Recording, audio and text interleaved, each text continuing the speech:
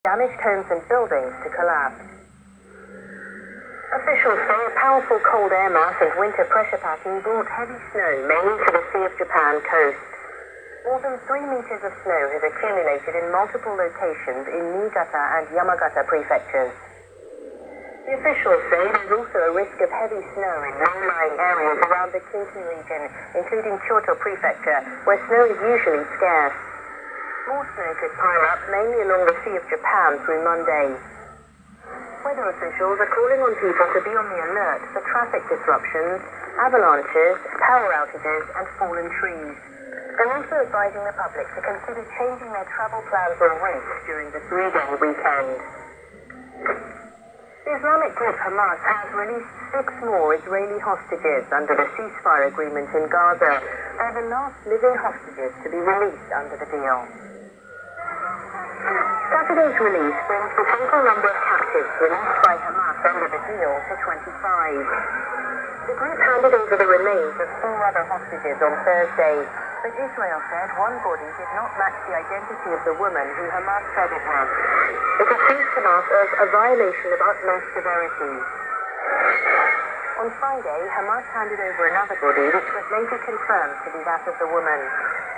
The group is scheduled to return the bodies of another 4 hostages next week, reaching the total of 33 hostages agreed to in the deal. In return, Israel is releasing hundreds of Palestinian detainees, in addition to over 1,100 who have already been freed. The 6-week ceasefire between Israel and Hamas went into effect on January 19th. Hamas says it's ready to start negotiations on a second phase of the ceasefire. But reports say the 2 parties have several disagreements, including the future of Gaza. That's become even more complicated since US President Donald Trump proposed making the enclave into a Riviera-style resort.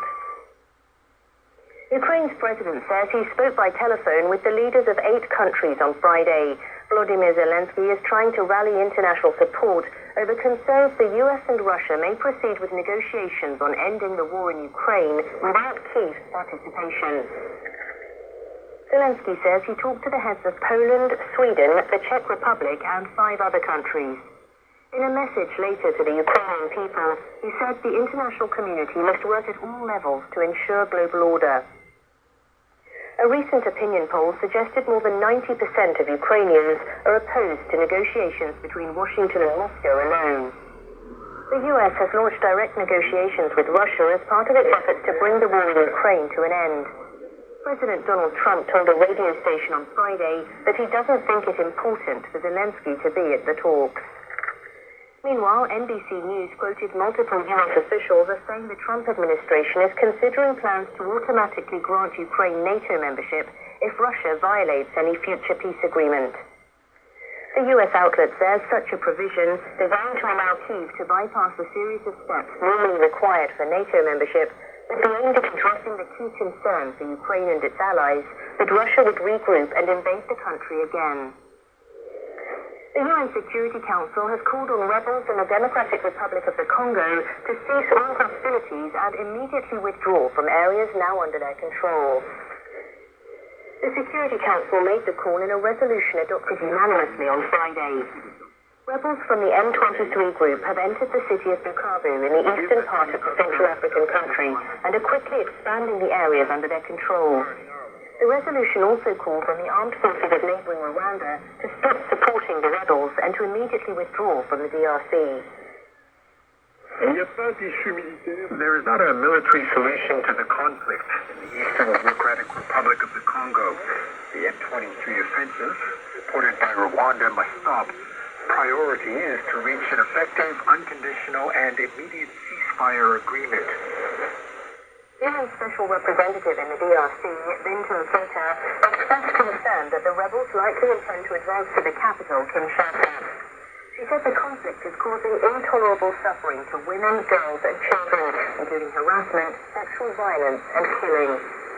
Peacekeepers from the UN and several African countries have been supporting the DRC government, but there are growing fears the rebels' rapid advance could develop into a regional conflict involving neighboring countries. Australian Defence Minister Richard Marles says live-fire Chinese naval drills have forced commercial airlines to reroute. He says Beijing failed to give his country proper notice. It was occurred in international waters between Australia and New Zealand. Miles told local radio on Friday that China announced at short notice earlier in the day that it would be holding them.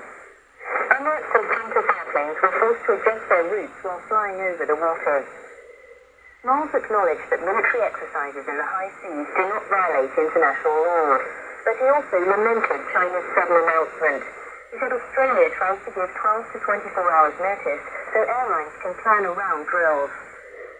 In Beijing, a foreign ministry spokesperson told reporters the Chinese Navy had sent a fleet on Far Sea training. He said the drills were carried out in a safe, standard and professional manner and in accordance with international law and practice.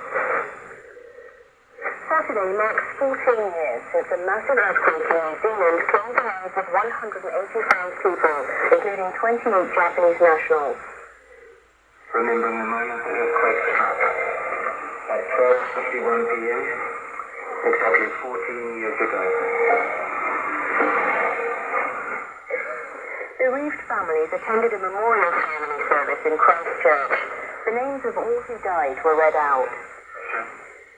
Well, it doesn't get easier. You tend to think more about what they did and who they were. A memorial service was also held at a